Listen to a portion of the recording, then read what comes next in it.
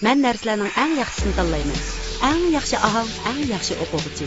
Kundalik buyumlarim uchun texmi shundaq. Sog'lom, parqaroq ay yuzimiz xallarim bilan texmi julalansin. Xallarim.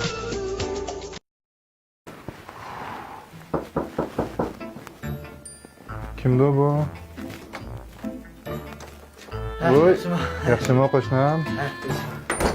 Kilometraj.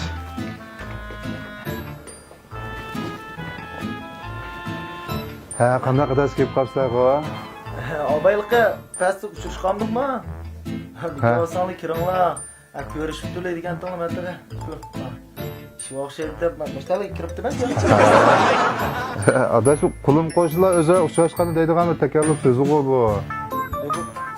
Hozir hali gapmidi bu?